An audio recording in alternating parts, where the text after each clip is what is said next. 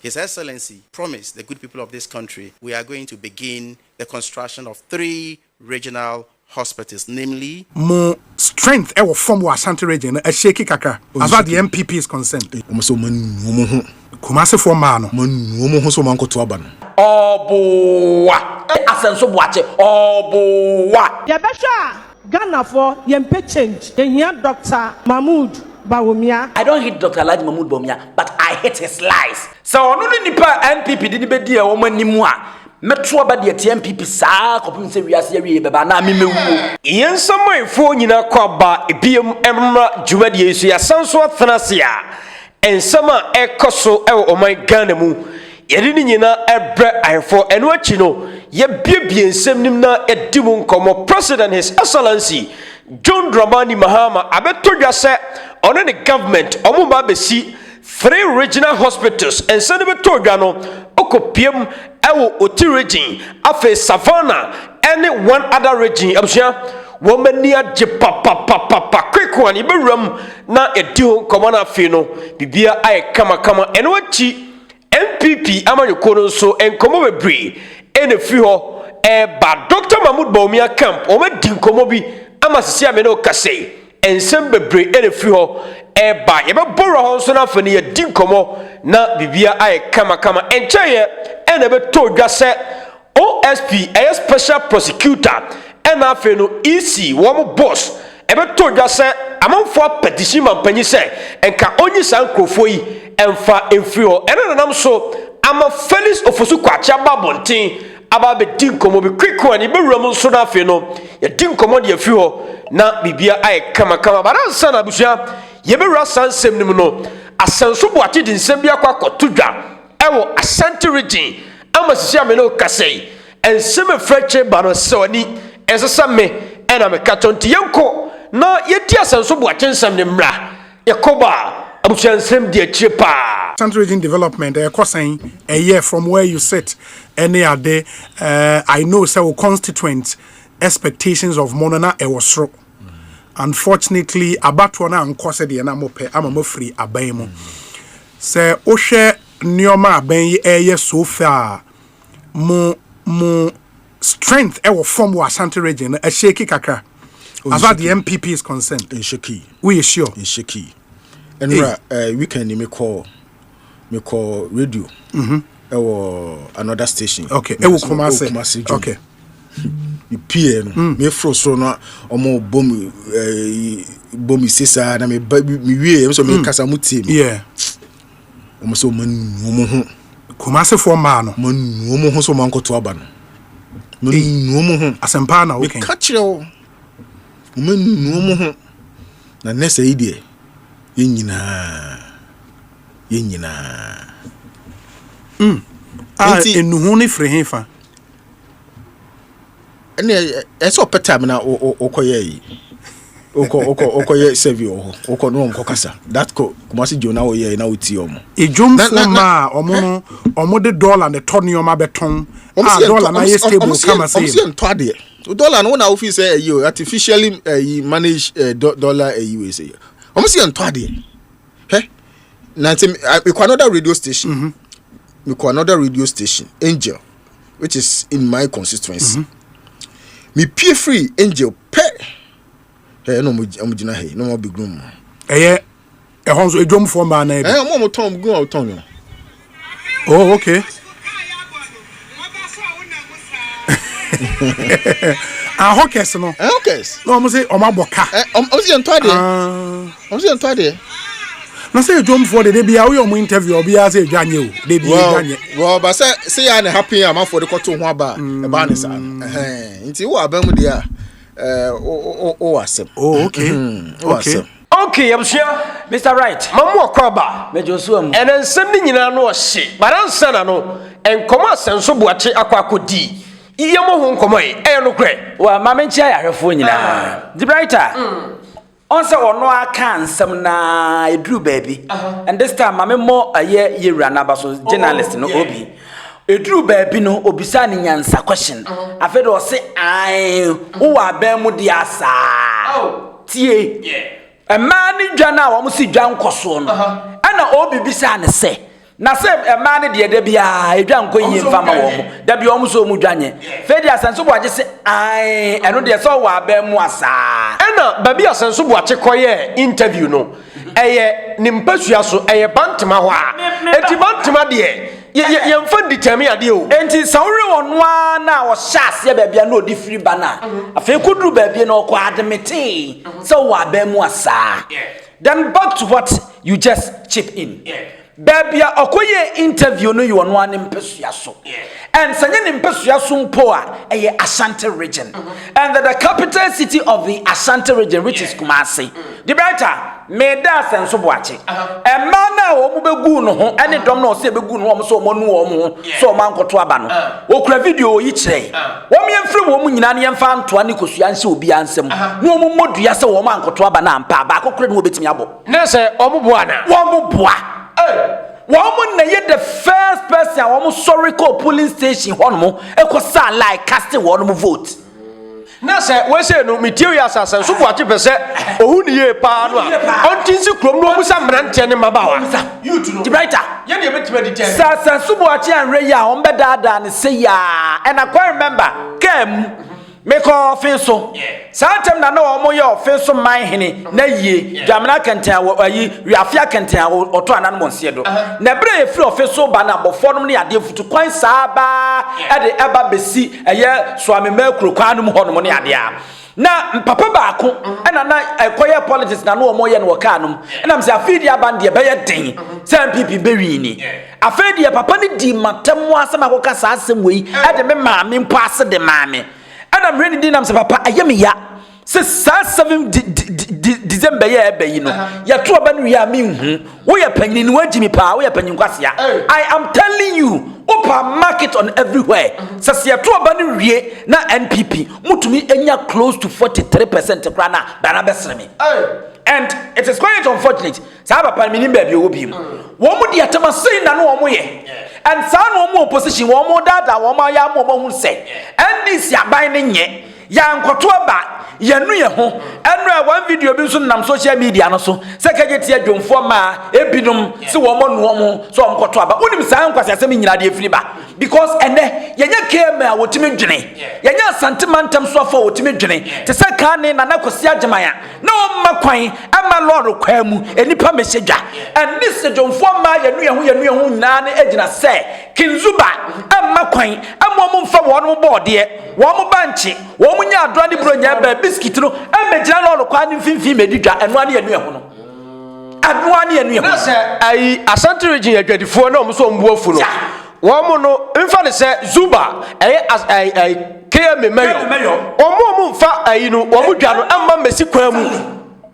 exactly and wonam kejeti akra wonya ba bi kwa no afa and so go said ye kejeti nkakra omo nya said ye meme pe no but nkakra ya dani nipa edwa eya dani nipa dwa eti womo ye sani nya ye womo hihye dwa ade besi adupra wonya kwakwa no ananti womo hihye dwa de besi pavement wo se nipa fa womo ne car echelo kwan fa this time came me boss so womo kwa mo nya no womo a na on se nsantweni sa bisa ne nyansasem bi wo se dollar aba fam adwadifu ekodwa wo mo de dollar na ekono wo se dollar na eye artificial asanso bo ache me pese me bisa nsanya nsase me say me who politician wo heaven politician wo heaven na me man ko heaven demonstration me yen wo bonsam gem hode atie nyankopon no ebe no nwa cause such person ebetimi akọ heaven na me man ko heaven what's the dollar no artificial meaning any so bia the current living I live in Ghana asanso bo ache wo ye MP kane ne ma mu coupon ti bia na mo ntop petrol enne wo ye opposition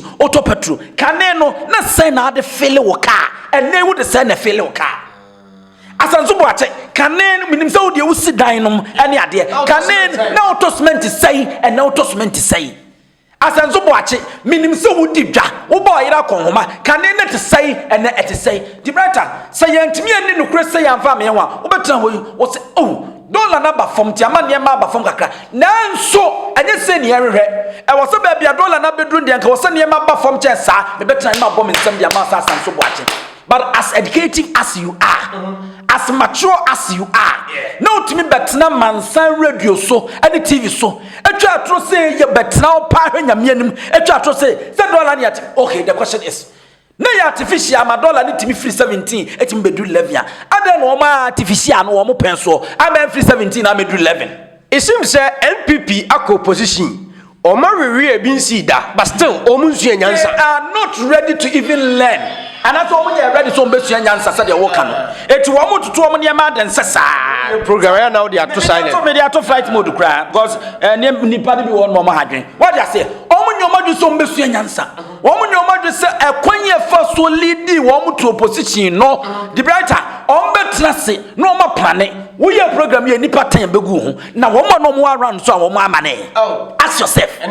We really see from who correct that video we are.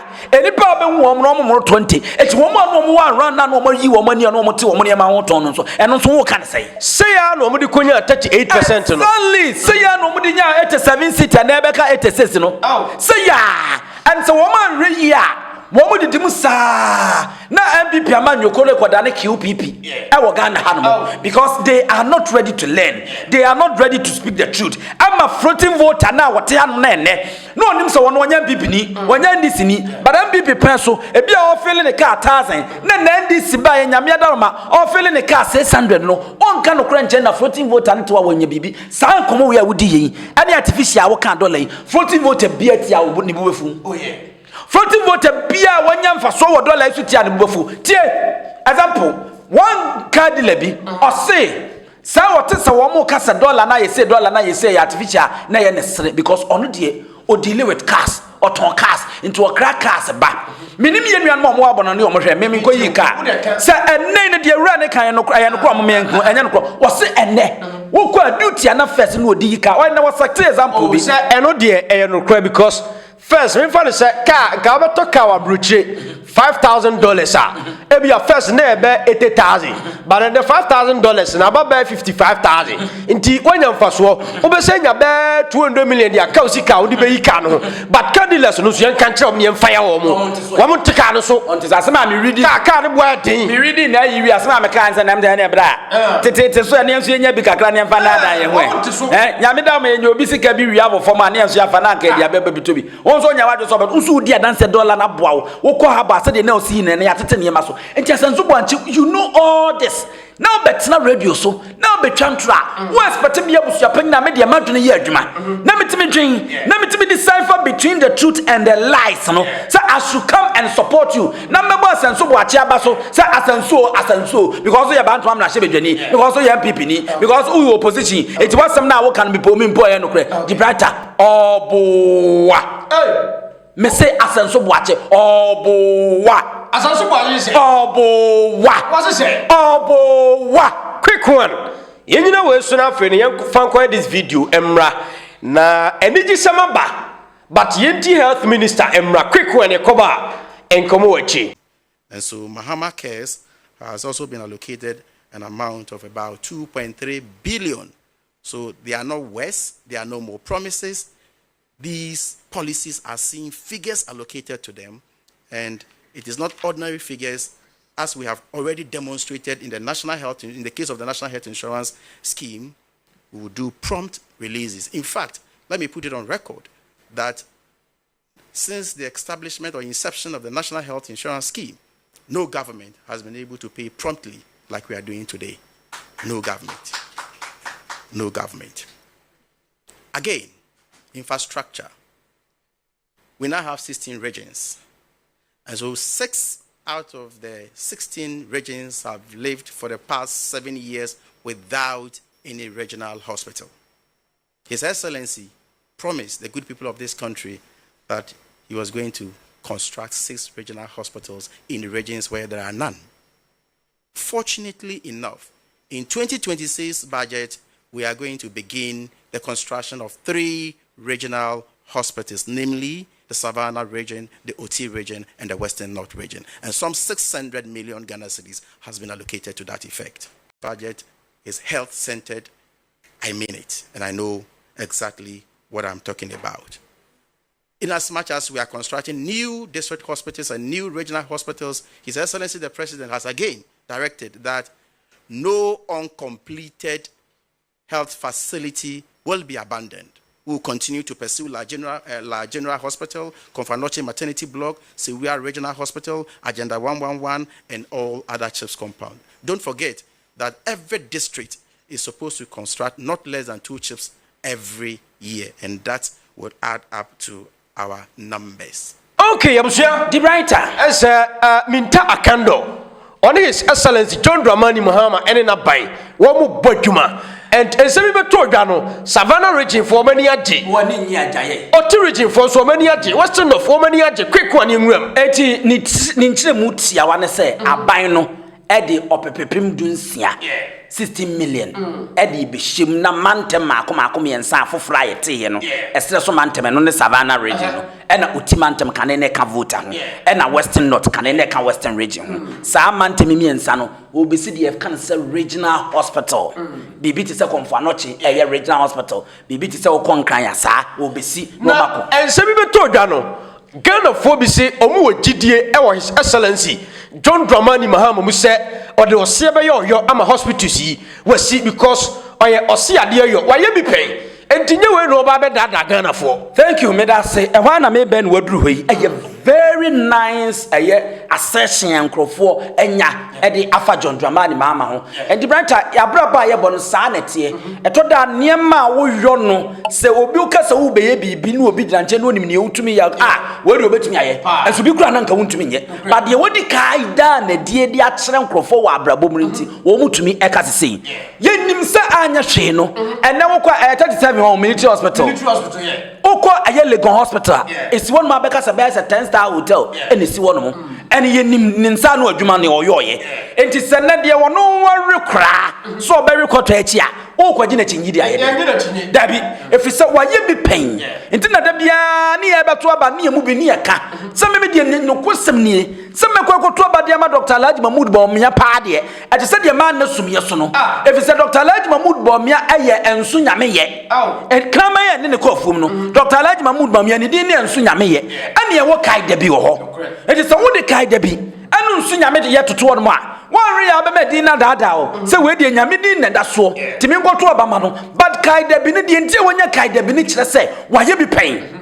Enti kai mre bia wona ne koye no otumi kwachi kusie enti se ne samusi adroa na yekoche dia ane ade na mom yemfa de wachi kusie pen no yemfa ne nkone yengo se bia adroa ye obetimi ache na na mom nso nyame ye de wonche tefra kura da aso chenchenchen achen ye so obetimi ache adroa san nipa no no nisua hunu ye ni bibia ye abakwasam da no ye de kwa akore de watumi aye enti yemfa ne nkone yenkoche na ye kono adroa ne dwane ane ye ndey enti yemfa kai de bi nko sense won de waye bi pen John Mahama was the hospital pain. This is not the first time. And about Semuno tie pa. Or may about no NPP as political party. Sanyana na dan kwa Akufo-Addo wa ba ya.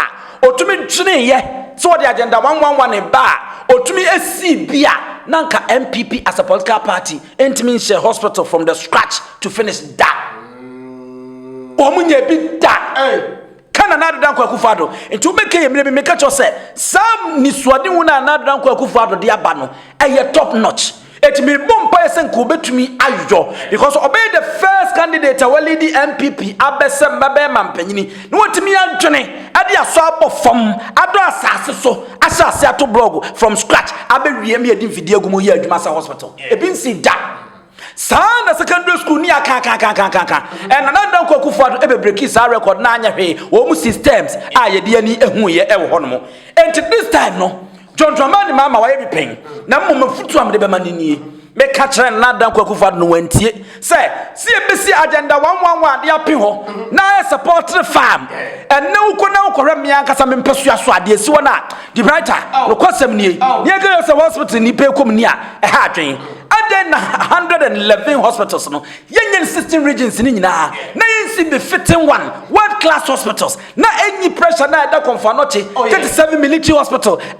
other regional hospital akesia no so na emfa nko those areas no dan say ye besi apen na yentimi nyo and indeed sanami twatro a mo amunim at the end ATS no mo wie agenda 111 de koko see So John Mahama me futu am de be man minim so betumi aye but me futu am de be man say omomoden because we no enkoye ono asoli ne ekura ene okura people no che fafa o de ko she nipa bi nsa say nipa no o de she ne nsa no o make sure say enipa no na ideology enipa no ye nipa enipa no ye patriotism enipa no ye patriotic asebay ana enipa no aye obi asabi osuro nyame na obetimi aye adwuma no mfa nche ne sa and building oti building Western North, building Savannah, a baby sa or how a hunchre, and ya benedia to me mufukum, and some woman ya sabia, akopaya, and FUO. The brighter, so we call all the 5 northern regions now correct baby pa in Nipeco Hospital. We Tamale Teaching Hospital if you want now correct other hospitals, no, and as a polyclinic, no, I war honor or rebel. Now we should be TV3 Father Roma, baby, or didn't no fridge, on some road be one my dear. Nomini said no bimpane bi a o se de she fridge kura ni ho no and baby o mu ko toilet no wo mo ne ya wo na check hospital no enti a great idea mesre papa no o me nani nko ho na this time no on sinsin yie na ai wasanso chem se national health insurance sika wo mo de akọ ho no aban bi amfa bi nko ho da and se wo se ai MB4 ka che se John Mahama ba won de wa bi national health insurance no obegu no okay enanu indi ebeto dwa se be 2 months bi na health insurance no enya adwuma papa ne ade ana aban ne baba ka kire ye se ye hunsam ne yabakwasam no obi a health history ane sa ne ma no aban dada na na dan kwakufu ado kwan ye omofa so ne foreign year company bi esan ye no sa ye data ne nyina kodi won ma e wo se ye nsaka na sa contract na no omuguso wo mo ye ho adwuma eno nti ema health insurance no eye kesene ne sa the brighter wona de beba but what the buy and doesn't mean say wunim bibia and da bia me ka say policy bia wo bia no na wo dada ana wona wo be hunim dia na so wo be implement so ko free SHS e we 1992 constitution mu sa hospitals asema ye health insurance wo kwa e wo mu e bedru ba bia wo se ma kwan na obia etimi access free healthcare e wo Ghana han mu na se be ya me na ye yi no mesre it shouldn't be book munkwa. When you are yie no, one more health insurance in a hospital no, woman because me I'm a more than 15 years in here, me renew and more than 15 years in here. Some may quiet sabia pa.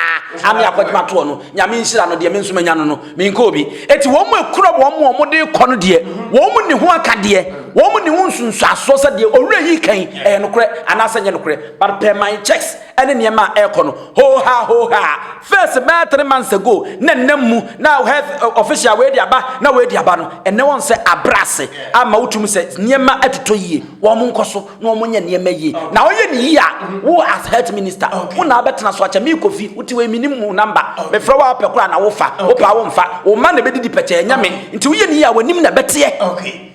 I fellows of Osuko Achaba be Dinkomobi. Oh, sir, petitions no common penny was there. Only Chief Justice and no Electoral Commission boss and the deputies inferior. Among 4 can say His Excellency John Mahama and an by woman sawum, one this edge man person we sank for Nina edificio. And then I'm so much fellows of Ozuka Chaba be Dinkoma watching Simu after see woman sawum and now woman send him on a quick one. Ian Kotimra. Able to confirm that thus far 7 petitions have been received praying the president to kickstart the process to remove the what do you call it, chairperson of the electoral commission and her deputies. And then another set of 3 petitions have also been received praying the president to do same in respect of the special prosecutor. Now I can confirm to you that as of the end of last week, both sets of petitions have been forwarded to the Chief Justice as prescribed by both the Constitution and the OSP Act. Now, during the removal of the former Chief Justice, a lot of people who took issue with the government said the president did not have to necessarily transmit it for action. In this instant petitions, is the president obligated to forward all the petitions, or the president is obliged? The law is quite clear. If you look at the OSP Act, it is exactly clear what should be done. unlike the removal of the Chief Justice, where the President is enjoined to establish prima facie in consultation with the Council of State. In this instance, the President does no more than to forward the petitions to the appropriate authority, in this instance, the Chief Justice, for further work. And that is exactly what has happened. So what the President has done is steeped firmly in Ghanaian law, both the Constitution and the OSP Act. Meaning the President does not even need to read to see whether the No, he does not have to. The President does not. Absolutely. The President cannot have anything to do with the petition beyond forwarding them to the appropriate authority. What do you say to critics who say this has been the end game all this while and that it was cooked and eaten at the Jubilee House, these petitions? Well, the critics would have to show the evidence of the cooking and the eating, wouldn't they? So this government has no interest in those who sent the petition? Absolutely nothing to do with this. This was not pre-planned, premeditated, nothing? And so those who argue so must show proof of sin. In the absence of sin, they can hold their peace and nothing more. What happens next? Well, that will be determined by the Chief Justice. He is mandated to establish prima facie, after which he carries the processes on. And both sets of actions are captured in relevant provisions of law. So it is very clear what has to happen. So at what point does the President need to act again beyond this transmission of the when he has received a recommendation, either affirming the veracity or authenticity or the truthfulness of the allegations, or indicating that the allegations are false, and then after which specific action will be recommended by the committee set up by the Chief Justice to look into the matters. The President is then enjoined with rigorous strictures to act in accordance with the recommendation of the committee. So that is the only time that the President has anything to do again with this process. Can you assure the listening public that the Jubilee House has no interest whatsoever in the content of the petition and will not seek in any way to manipulate any of the works of the committees that will be set up? There is no basis for any manipulation. When the President won't set up the committee, that is to be done by the Chief Justice. And as you are aware, the judiciary is an independent body. The Chief Justice, even though appointed by the President, operates independent of the executive. So there is no room for any maneuvering or any form of manipulation from the executive whatsoever.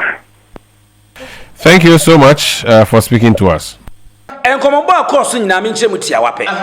Dear fellas can say and EC nipa 7 and atro a year crata de abaso munifro special prosecutor nipa 3 said yedi ka chim dada ti akoye 10 no mo de aba na mampani e baaye no e hye mrahye ne yere kete se wo so wo bo akiri na ode ema atemuafo panyini Chief Justice ye enti ode akoma no na question baaye ebisaaye se na sa na emra ne te ana mampani na ntimi nya bi no se dabi sa na emra ne te wo so odan akiri na ode koma enti wo no ne interview no ekoye mfato se ane na ada na Chief Justice de no se Chief Justice de no de ntia no ntimi mfa nkoma Chief Justice ne se Chief Justice na mu na asem fa no ho ntimi mfa nkoma Chief Justice but we de eye sonko afei asembisa bai etoda mo na motena Jubilee House ho na motrotro pia nkrofo achi na mdom ko yenim ho hwe Osi abani nim ho hwe obi sise ne obi sise body see asa no meke sa na fele so fuzu kwa chimeke no de nukre eno de nukre no nkromfo a wo che na osi ampa ma wiada eno de ye nukre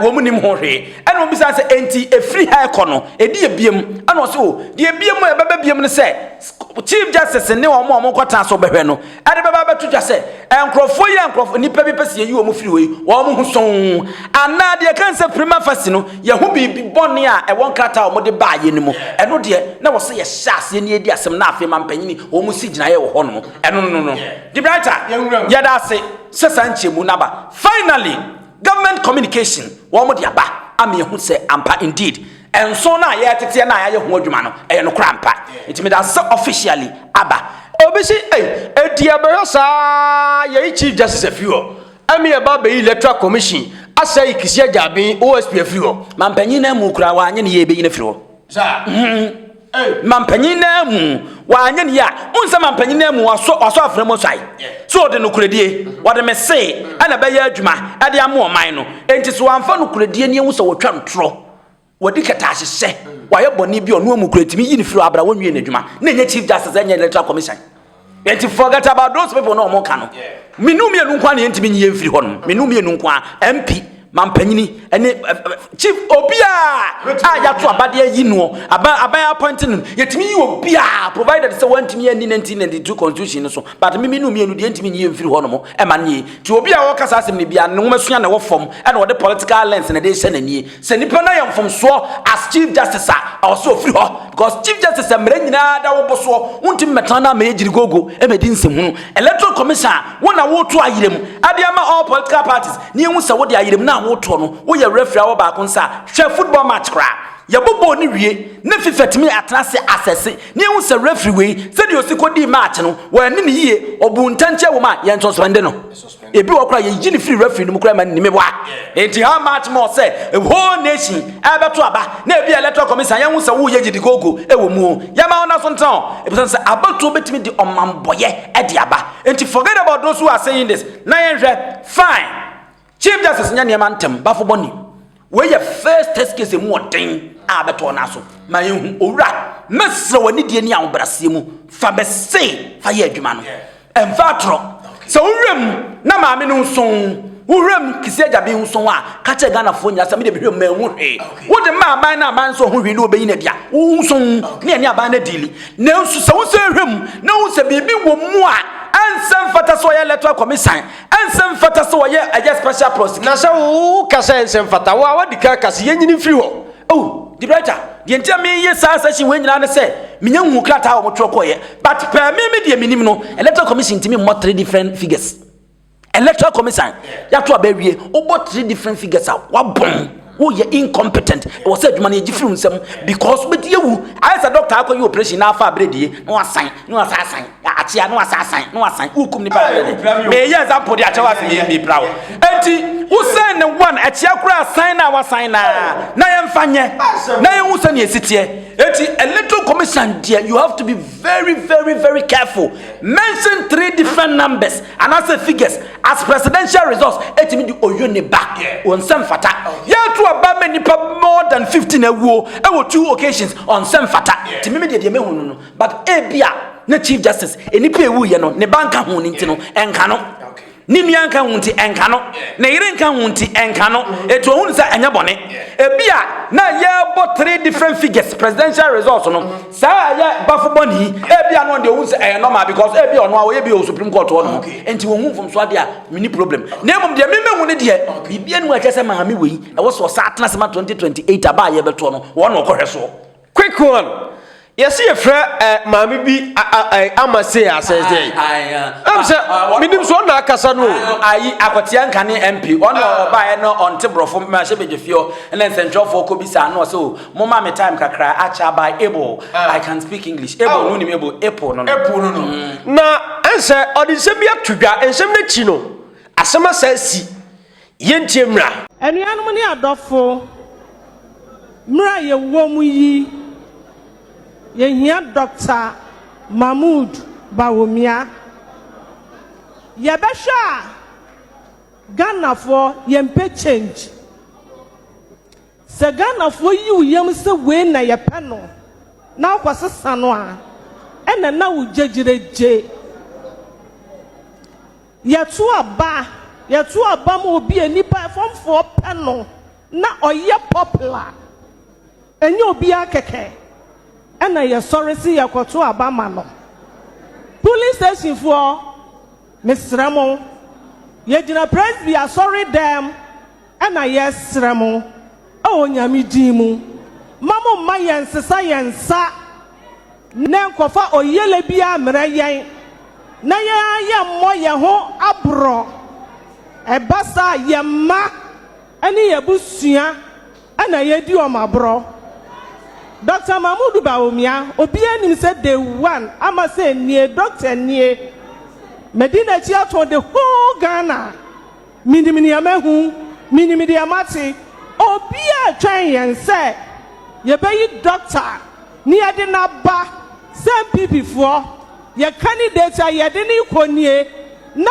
Ghana for so aboa yan enye de hu enye numudwa enye kasa bebre Dr. Mahmoud Bawumia brane ho ase odafon boko on champua onye papa mfa nkwatena baby nka sani pai ana yetu abama na Ghana fo ho beto no.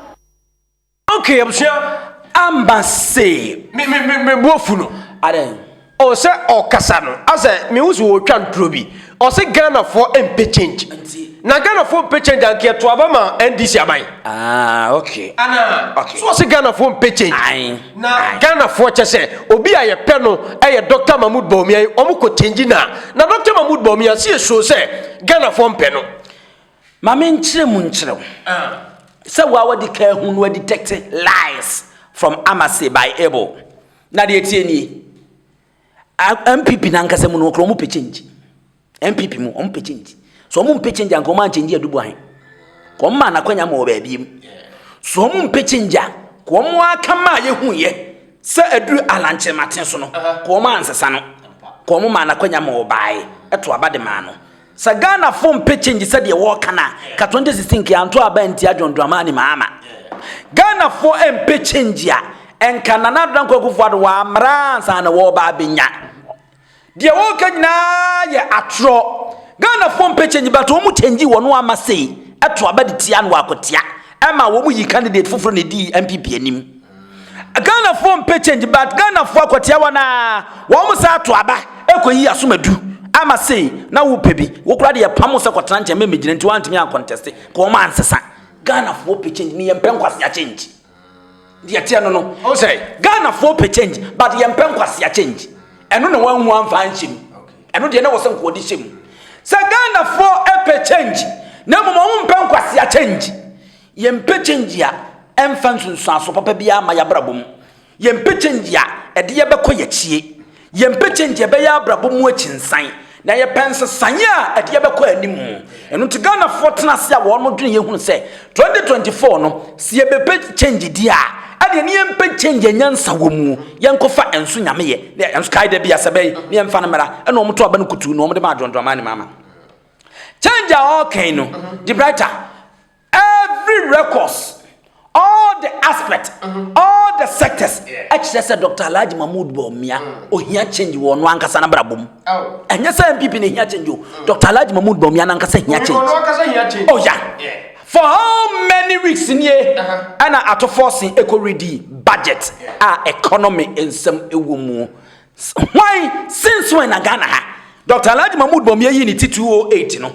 So all your running mate no. Or otimi call so long.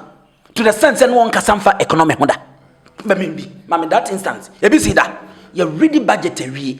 One can say here change one about boom. Untuning kasamfa economy because and then suddenly that now what the name bano. Economy now all back kasano near to force your bed in a watching tuntun at the end war back. Because the record be a yeah, what you saw baby a one you be an out to force your break it. And today now will back. Name say I must say back say Ghana for a change. Now, I'm pretending you're young, some woman didn't fast over back. More baby, Dr. Alhaji Mahmoud Bawumia be found $9 no. Now 3.8. Now on the code 2 cedi na. I was say sako to abani the manual. Say the $1 na 11 cedi no or the 5 cedis. So the exchange rate, baby ane jina. Uko besia nsiwa ne di besi ho. Baby ane jina. Dr. Alhaji Mahmoud Bawumia bete suma ne ba fom. And this ba ye wa mo de akosoro no. Motuma ye ne ye ba. Ye be mena ba fom sanse won de wa ye bi pen. So the na niema bo esi ko. So the na woto ade a wo se wo twan wa yi mobile money wo ba ye se atom no. Enei and this ba ye no. Wo ma na abro so bebre no. Ama ye ntimi nto niema no. Moma ye nkai da bi. Dr. Alhaji Mahmoud Bawumia onu ni change ya hia. Ya tuma na wo ba obetwe niema de akofom ama niema is stable. But I'm saying me and make such wisdom. All her all chances. I would tell stage no so. I can say more than 5 minutes no. When we answer same be beam. I feel you could do baby. Now one team fancy Canada Japan ho. Now onya no indirectly. Now onya Canada Japan indirectly. Mahmoud Bawumia de wa papa onka. Oh. Ghana form pinya ya dwe say ye koto ma obi a wo ye papa wonka hu. Because mo be na no be mo papa. Yeah, pedi obo betimi ama ye sidi na stabilize. Economy na gira na so.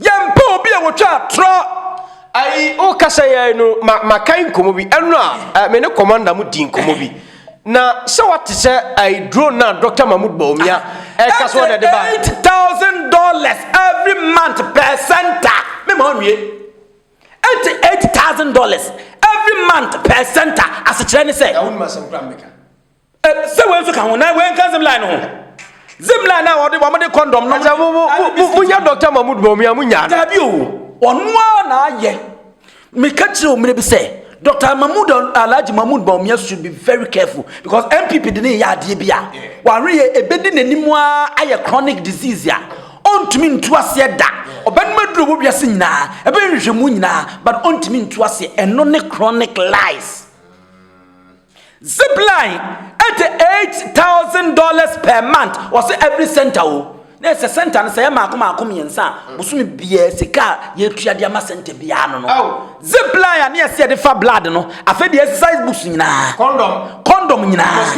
mosquito net nyina ye de zipline no ye de fa the brighter sorry Dr. Alhaji Mahmoud Bawumia waka no antwe ho no antwe bi kakra kasa kra na kwa we enna me kasa kwa we obi ntima se no dia wo muma Ghana for because say mistake na be before the neighbor and before the metimi ayi bibia wo metimi de na ba wo ne yakoto amama no pa no be president anyi se adwane o me I don't hate Dr. Alhaji Mahmoud Bawumia but I hate his lies so ono no nipa NPP di be di e wo manimu a metro ba de NPP sa kopim se wiase awie beba na me mewu because such person I don't need him ne comedian aspect no so on sa president was a joker onko ka lewe mo no omunyi sini Dr. Alhaji Mahmoud Bawumia onko ka lewe mo no omuntwa sini omuntwa short series libi because ebe fit no president ye president a odira wa ne charisma wo dia mesrewa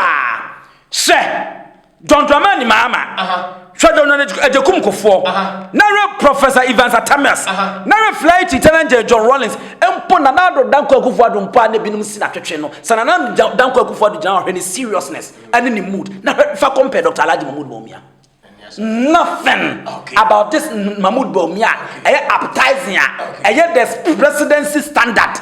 This year, you see, and cannot correct. Now, before the 10 years, Sabia Kusabia Kroto, Oko woman, what dear Kroma, the Nania say no, woman no Musin Hene. And they say, MPP, I woman, I say, in what did you win? I say no. Sabu, Memfa Yadiansre, Asam Namedeka. Enti woko a woman say wo mu hye den huna de enti Mahmoud Bawumia nani na say enti no mu sine hene no because to be frank with you say yenya wo bia ma ne media MPP anim say ya petania yenya tani pa ye wo atani na gina hoi na Dr. Alhaji Mahmoud Bawumia de mesrawo wudi matama maka emu ye wo emu ja papa yere masi ye ko ebesa ba biem emu ja papa ya kai fo nyina na okra simple sa na wo come na wo ne me ye program no at least let me know ba bia wo kekon ba bia wo kekon na me ka de ko wo de asema ba na me discuss so if say you wie na officer you okay de manwa ye fancy na ye nko na no anza kwekwa na wo ko na me so bi gusu ameka no eno no pa che okay wo de sia na anu na wo so obisa entimidisi na sadia wo kan masore so na mako nyame adma ye behia ewo honom quick one yere masi ye ko ebesa ba biem ya kai fo nyina